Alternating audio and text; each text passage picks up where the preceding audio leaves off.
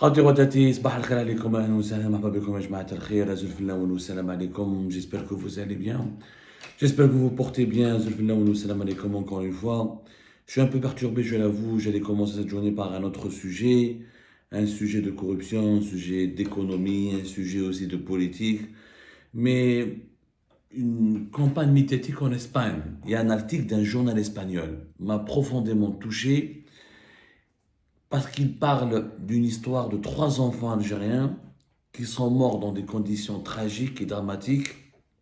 Et cet article de presse espagnole paru dans le journal Diario Mallorca fait parler la tante de 3 enfants algériens qui sont morts lors d'une tentative de harga depuis les wilayas du nord de l'Algérie pour emprunter cette maudite route, je dis bien cette maudite route maritime euh, vers les Baléares, les îles Baléares. Justement, d'ailleurs, ce journal s'appelle Diario de Mallorca. C'est un journal espagnol qui est basé à Majorque, en Espagne, au cœur même des îles Baléares. Les îles Baléares, je rappelle, ce sont ces îles situées en Méditerranée occidentale qui sont devenues depuis 2024 très prisées, très ciblées par les embarcations de Harraga algériens. 75% des migrants qui débarquent ou qui arrivent sur les côtes des îles Baléares proviennent de l'Algérie et 80% des ressortissants ou des migrants clandestins recensés, secourus, repérés ou interceptés par les gardes de côte espagnols au niveau des îles Baléares sont des ressortissants algériens. Tous les rapports des ONG espagnoles spécialisées dans la défense des droits des migrants ou dans l'assistance aux migrants irréguliers qui arrivent en Espagne via la Méditerranée, via une traversée dangereuse de la Méditerranée, les autorités espagnoles, les autorités de la région autonome des îles Baléares, parce que comme vous savez, l'Espagne est un ensemble, c'est un royaume, c'est une monarchie constitutionnelle, mais c'est un pays fédéral qui est composé de plusieurs régions autonomes, comme le gouvernement régional des îles Baléares ne cesse de dresser des statistiques accablantes et sinistres où chaque année, notamment de 2024 à 2025, on parle d'augmentation de 25 à 30%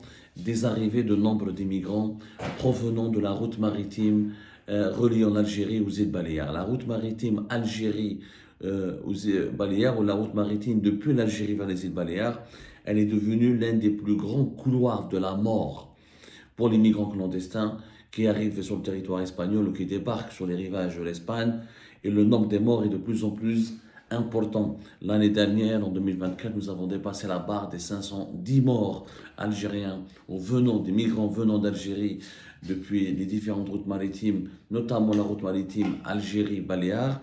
Il y a 3 ou 4 routes maritimes qui malheureusement qui relient l'Algérie à l'Espagne via l'immigration clandestine. Vous avez la fameuse route Alicante, la province d'Alicante et les wilayas algériens, notamment les wilayas de l'ouest du pays, Mostaganem, Oran, Razawet dans le Tlemcen, etc. Et vous avez la route des Baléares qui relie davantage les wilayas du centre du pays, notamment Chlef, Alger, Tipaza, Bdjaya, Kabylie, Boumerdès. Ça, c'est la route des îles Baléares. Vous avez des routes qui étaient, dans les années, durant ces 4 ou 5 dernières années, étaient des routes significatives, qui sont devenues aujourd'hui des routes mineures, comme par exemple vers Murcia, vers Saragossa, d'autres routes vers Alicante, on en a parlé, elle est restée complètement populaire.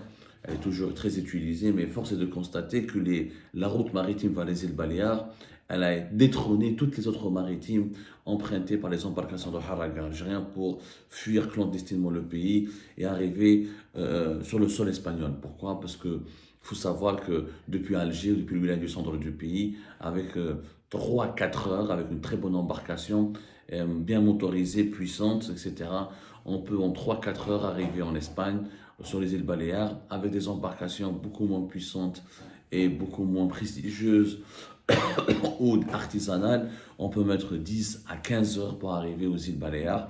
Les îles Baléares, c'est Ibiza notamment, qui a défrayé la chronique au mois de septembre 2025, en accueillant sur ses rivages, sur l'une de ses plus belles plages, plus importantes plages d'Ibiza, l'île de la Jet Set, des touristes les plus fortunés d'Europe, qui est aujourd'hui devenue l'île des Haragas algériens, qui est devenue dans les plages réputées pour leurs clubs, pour leurs soirées mondaines, pour les femmes en bikini, pour leurs cocktails de fête, etc., sont devenues des plages, des débarquements des haragas algériens, quand ce fut le cas avec l'histoire des adolescents algériens qui ont fui depuis le port de la Pérouse à Alger pour rejoindre au bout de 9 heures à 10 heures à bord d'un bateau qui n'est pas un yacht mais un bateau de plaisance. Ils ont réussi à débarquer, à atteindre les eaux territoriales espagnoles pour ensuite arriver sur une plage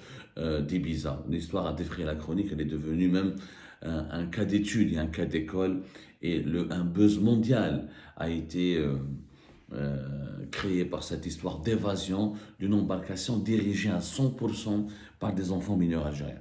Mais contrairement aux enfants mineurs de la Pérouse, Temenfoust, qui sont arrivés sains et saufs et qui ont miraculeusement assuré avec brio la traversée de la Méditerranée, d'autres malheureusement laissent leur vie, décèdent, meurent, se noient, ou leur embarcation font naufrage et leurs corps disparaissent à jamais dans les méandres de la Méditerranée. C'est ce qui est arrivé à ces 3 enfants.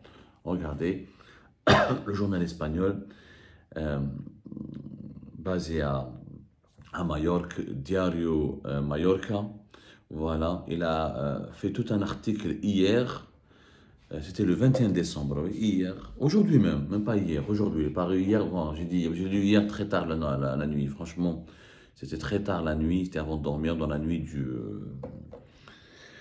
du samedi au dimanche, un article complet sur 3 enfants algériens qui sont morts. Vous avez leur photo ainsi que la photo de leur mère.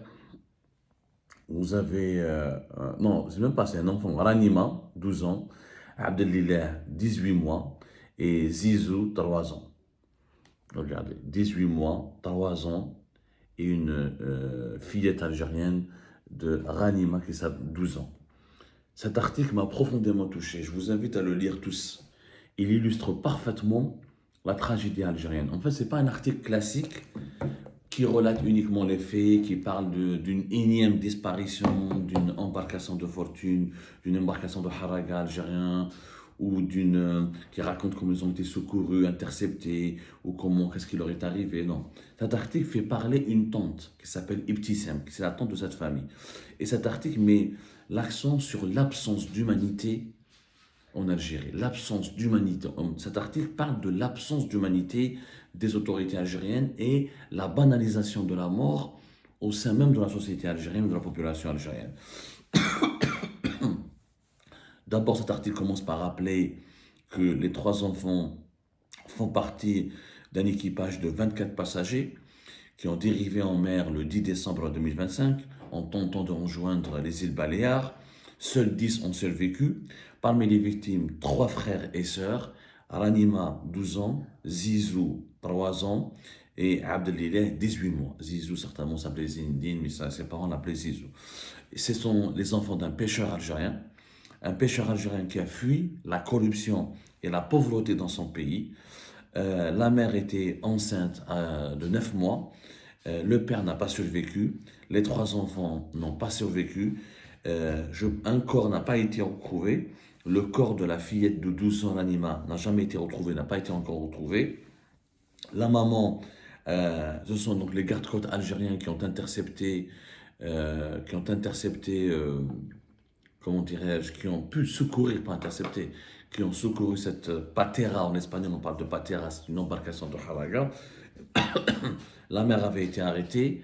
Vous savez, la loi algérienne, quand les gardes-côtes, quand les autorités algériennes interceptent des migrants clandestins ou des haragas, on les présente, d'abord on leur porte assistance, ensuite ils sont présentés devant la justice qui régulièrement décide de les emprisonner et de les incarcérer pendant une période moyenne de 6 mois. Ils sont condamnés pour une tentative d'immigration clandestine.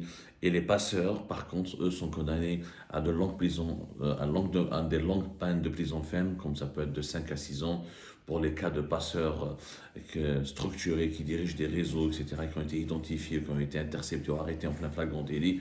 Ça peut aller au-delà de 7 ans de prison ferme. Donc, ce qui est original dans cet article, c'est que la tante de ces 3 enfants qui sont morts, leur mère, donc, elle a été employée, leur père, il est mort, pêcheur. Leur mère, elle a été enceinte de 9 mois, a été libérée temporairement, en liberté conditionnelle, pour pouvoir assister aux funérailles de ses enfants. Dans la petite fillette de 12 ans, son corps n'a pas été encore retrouvé, je le signale. Et leur tante, qui s'appelle Ebtissem, a témoigné. Ils ont une tante qui habite à Valence, dans la région de Valence en Espagne, qui est déjà une immigrée algérienne en Espagne, et qui raconte pourquoi. Cette tante Ibtissem a raconté pourquoi son frère a pris le risque de prendre toute sa famille avec lui, et finalement, ce risque de migrer vers l'Espagne, de traverser la Méditerranée pour rejoindre l'Espagne, a abouti à une tragédie innommable, à une tragédie horrible. Je vous lis un petit peu quelques passages de cet article, vous allez comprendre son intensité et les émotions qu'il dégage. Et surtout les leçons morales que nous, les Algériens et Algériens, que nous, Algériens et Algériens, on devrait tirer de ce témoignage, je dirais pas accablant, c'est un témoignage sincère. C'est une Algérienne qui raconte avec beaucoup de sincérité, mais franchement, je dirais même avec une sincérité déconcertante, les raisons, les tenants et les aboutissants qui ont mené une famille ou sa famille à mourir, à préférer mourir en mer que de rester encore, que de survivre encore sur le territoire, que de tenter de survivre encore sur le territoire algérien. L'article commence ainsi. Al-Anima, 12 ans, Abdelillah, 18 mois, Zizou, 3 ans, les 3 frères et sœurs qui sont décédés lors de la même traversée en Patera. Mon frère est pêcheur en Algérie. Il en avait marre que la police jette sa pêche du bateau à la mer parce qu'il ne leur payait pas un pot de vin. Ils ne voyaient pas d'avenir dans le pays, qui est une dictature sans loi. Le problème de toute l'Afrique, c'est qu'il n'y a pas de loi et de justice. C'est ainsi qu'Ibtissem résume le motif principal qui a poussé son frère à jouer un quitte ou double. Un tout ou rien qui impliquait toute sa famille. Ses 3 enfants, Ranima, 12 ans, Zizou, 3 ans, Abdelillah, 18 mois, ont perdu la vue lors de la traversée en Patera en direction de l'archipel des îles Baléares. Une traversée qui s'est transformée en tragédie le 10 décembre dernier. Sur les 24 passagers, seuls, 10 sont revenus à terre, sont revenus dans leur pays ou sont revenus à terre. C'est une traduction littérale, excusez-moi, j'essaie de traduire de façon un peu la plus propre possible. L'article est paru, encore une fois, en langue espagnole, mais ce qui m'a vraiment touché, c'est la tante, quand elle raconte comment son frère a été victime, mais vraiment victime de corruption, de persécution. Parce qu'en Algérie, on fait croire à la population algérienne que les haragas, c'est des fous, que c'est des malades mentaux, c'est des dépressifs, c'est des personnes qui ont perdu la raison, qui n'ont pas de cerveau et qui risquent leur vie et leur famille, et qui exposent leur vie et leur famille à un danger de mort parce qu'ils sont inconscients, ils sont fous. C'est pas le problème, c'est pas l'Algérie, ce sont eux le problème. C'est une minorité de fous. C'est comme s'ils étaient dans un asile psychiatrique et qu'ils se sont évadés de cet asile psychiatrique, ce qui n'est pas vrai. Ibtissem, qui réside à Valence depuis 20 ans, ne savait rien à la traversée, ne connaissait rien, n'était même pas au courant. Mais elle connaissait les intentions de son frère, de se lancer en mer, en Patera à la recherche d'un avenir meilleur pour sa famille. Il lui a dit il y a 6 mois et elle a essayé de le dissuader avec véhémence, mais il n'a pas écouté. Je lui ai dit qu'il ne pouvait pas parce que les choses en Espagne étaient très mauvaises. Je lui ai dit, ils vont te prendre tes enfants parce que tu n'as pas de maison. Tu ne t'imagines pas ce que tu fais. Mais il ne me croyait pas. Il pensait que je lui mentais parce que je voulais seulement, je voulais pas le recevoir, parce que je voulais seulement Dieu bien et que moi je ne voulais, parce que moi il pensait que je lui mentais parce que je voyais seulement le bien pour moi et que je ne voulais pas partager ce bien avec lui. Ibtissam n'hésite pas à pointer du doigt ce qu'elle considère comme le grand ennemi qui encourage les voyageurs, les migrants clandestins en Patera. Le problème numéro un de la migration sont les réseaux sociaux. Le problème, ce sont tous ces jeunes qui arrivent en Espagne, en Patera, qui font des vidéos pour appeler les autres, en leur disant que la vie ici est très facile, que traverser la mer est facile, que l'Espagne va te donner des aides et te rendre riche. Tous mentent, ils le font seulement pour rendre leur compte TikTok plus populaire. Ils font de la publicité sur leur compte TikTok pour rendre cela populaire. Son frère, fatigué de la situation sombre et sans solution dans son pays, a vu qu'il était obligé de subir dans son pays. Il a cru à toutes ses promesses déversées sur les réseaux sociaux. Il a considéré que le moment de se lancer était arrivé quand un inconnu lui a dit qu'il organisait un voyage en Patera et qu'il pouvait emmener toute sa famille en échange d'une somme d'argent. Ils sont partis d'une plage de Zeralda, à Alger. Ils n'ont jamais atteint l'Espagne. À environ 150 km de la côte algérienne, au milieu de la traversée vers les Baléares, la Patera, l'embarcation, le bateau, la barque est restée à la dérive. Les survivants ont été sauvés grâce à l'Espagne, parce que l'Algérie ne voulait rien savoir d'eux. Ils ont été secourus par un bateau pétrolier battant pavillon maltais. Et ils y sont restés jusqu'à l'arrivée des sauveteurs algériens.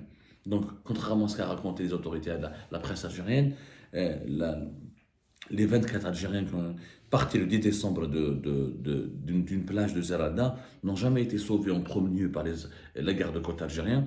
C'est un navire, un pétrolier. C'est un pétrolier battant pavillon maltais, c'est-à-dire qui est immatriculé et qui est localisé à Malte, qui est immatriculé à Malte. Voilà, un pavillon maltais, ça veut dire que son propriétaire est un armateur qui, dans la société, elle est basée à Malte. Malte, c'est une petite île de la Méditerranée, c'est un pays qui est membre de l'Union européenne. S'il n'y avait pas ce bateau pétrolier maltais, les gardes-côtes algériens ne se seraient jamais mobilisés pour les sauver. Ils ont réussi, les, les, euh, ils ont réussi à récupérer les corps des deux plus petits, Zizou et Abdelilah, mais pas celui de l'anima, une fille qui nourrissait l'espoir de pouvoir étudier l'art dès à son arrivée en Espagne et qui sentait un lien profond avec la mer, selon un souvenir de sa tante. C'est pourquoi elle est restée en elle, la Méditerranée, devenant son dernier lieu de repos. C'est franchement très dur, cet article est vraiment dur. À la douleur inconcevable de perdre ses trois enfants d'un coup s'est ajouté le traitement reçu de la part des autorités algériennes qui ont emprisonné les deux parents. Leur mère enceinte de 9 mois, selon les témoignages des petits Sam, leur tante, mon frère venait de perdre ses trois enfants, ils l'ont emmené sans chaussures avec les vêtements mouillés, ils l'ont traité comme des déchets. Ces gens n'ont pas de cœur, ils n'ont pas voulu tuer leurs enfants et ils ont imaginé un avenir pour eux. Ils ont imaginé un avenir pour eux. Malgré sa grossesse de 9 mois, la mère des petits n'a pas échappé au barreau. Ils ont emmené à l'hôpital pour lui faire une échographie. Ensuite, ils l'ont mise en prison, l'ont placée en détention. Raconte toujours sa belle-sœur Ibtissem. Au moins, elle a pu assister aux funérailles de ses enfants, car elle a été libérée quelques heures avant la cérémonie, et pas son père qui est resté en prison. Tout à l'heure, je disais que leur père était mort un pécheur, il n'était pas mort. Finalement, je me suis trompé dans ce détail-là. Euh, le témoignage de sa sœur Ibtissem démontre, raconte bien, précise bien qu'il a survécu. Ce sont les trois enfants qui sont morts, mais leurs parents donc ont survécu. Leur père pêcheur a été placé en détention sous mandat de dépôt. Il n'a pas pu être libéré.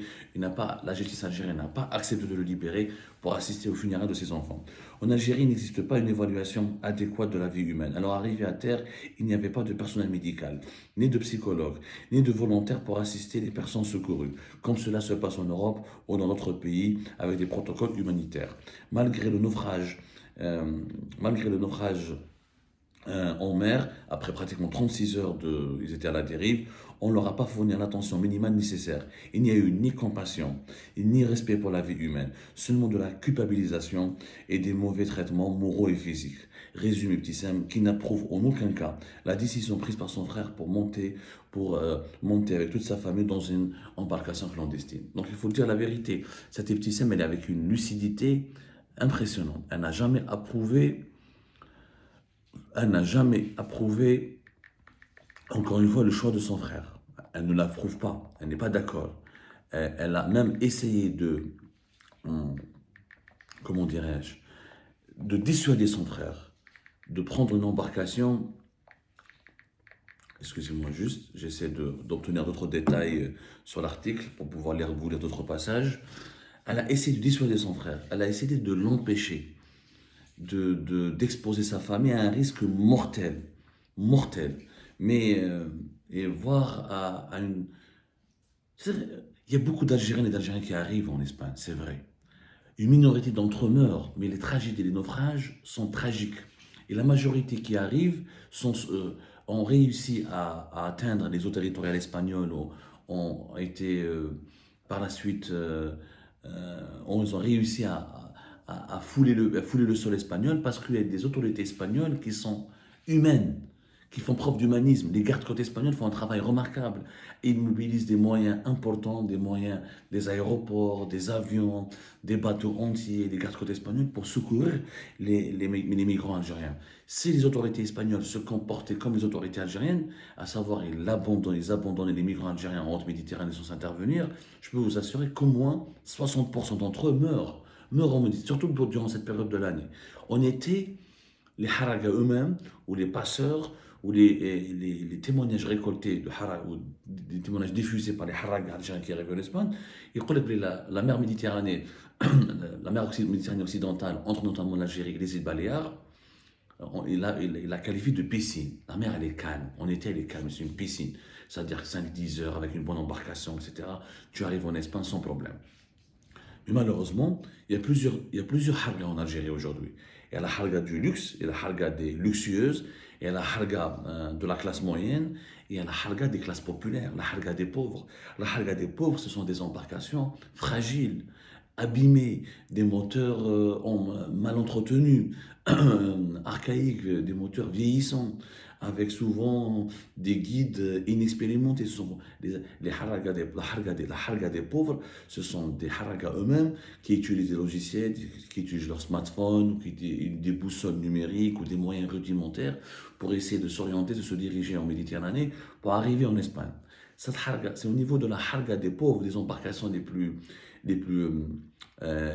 moins équipées, les moins robustes, les moins modernes, c'est là où il y a le plus de naufrages et de drames, et c'est là où la traversée devient, elle nécessite un miracle. Et souvent, ce miracle, c'est une intervention des autorités espagnoles à travers des bateaux et des avions pour les secourir. Vous avez la harga de luxe, c'est des yachts, c'est des semi-rigides très puissants, 3-4 moteurs. Les gens payent plus de pratiquement l'équivalent de 7 000 à 8 000 euros, quelquefois 10 000 euros. Le nombre des places il est réduit. C'est des embarcations de 5 à 6 places, voire 10 au maximum, qui arrivent rapidement en Espagne et qui peuvent déjouer donc la vigilance des gardes-côtes algériens et qui ne sont même pas interceptés par les gardes-côtes espagnols. C'est très rare parce que c'est vraiment des bateaux très puissants, très modernes et très rapides. Par contre, la harga moyenne, ou la classe moyenne, voilà, c'est pas des embarcations de fortune très abîmées ou usées, mais c'est pas aussi des embarcations, c'est pas des bateaux, des yachts modernes et puissants et robustes.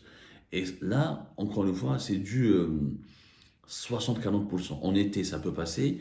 En hiver, quand même, il y a 50% de chance d'être exposé, pas de chance, hein. Il y a 50%, le pourcentage d'être exposé à un risque de naufrage est au-delà des 50% quand même, à chaque traversée. Donc c'est un peu terrible, c'est vraiment terrible. Il faut lire l'article de ce journal espagnol. Et moi, ce qui m'a touché, c'est que quand elle dit, c'était Ibtissam, une Algérienne qui vit à Valence, encore une fois dans la région de Valence, quand elle dit, mon frère est pêcheur en Algérie, et il en avait assez que la police jette ses poissons, tout ce qu'il a pêché du bateau à la mer, parce qu'il ne paye pas un pot de faim. Il ne voyait pas d'avenir dans ce pays, qui est une dictature sans loi. Le problème de toute l'Afrique, comme l'Algérie, c'est qu'il n'y a ni loi ni justice. Ça m'a touché. Et nous avons pour la première fois un parent d'une famille de haragas algériens qui ont perdu 3 de leurs enfants. 3 enfants sont morts. C'est une tragédie absolue. Et qui explique, elle dit que je lui ai dit qu'il ne pouvait pas, parce que les choses en Espagne étaient très mauvaises. Je lui ai dit, ils vont te prendre tes enfants, parce que tu n'as pas de maison. Tu n'imagines pas ce que tu fais. Il y a pas de l'Espagne ou l'Europe n'est pas un paradis pour les migrants clandestins algériens. Mais ces migrants, ces haragas, pourquoi ils fuient leur pays? Parce qu'il n'y a pas d'humanité. Parce il y a une absence totale d'humanité dans ce pays, parce qu'il y a la corruption. le père de ces 3 enfants était racketé par les policiers ou par les gardes-côtes ou par des autorités de surveillance des ports de plaisance et des ports de pêche. S'il ne donnait pas un pot de vin, on ne le laissait pas travailler. Il ne voulait pas rester dans un pays où il n'y a que la dictature, une dictature sans loi, comme le dit cet Ibtissam dans les colonnes de ce journal espagnol. C'est un témoignage clé qui nous aide à comprendre la mécanique malheureuse et cruelle de la harga dans notre pays. Je voulais absolument commencer cette journée en le partageant avec vous parce que ça m'a profondément touché et je pense que ça ne manquera pas de vous toucher car ça révèle la facette sombre, je dis bien la façade sombre de ce pays qui est l'Algérie, que nous aimons tant, que nous chérissons tant, mais dont les dirigeants font cruellement mal à sa population à cause de leur dictature, à cause de leur hogra, leur abus de pouvoir, et comme le dit Ibtissam dans cet article, à cause de leur absence pure et simple de toute humanité.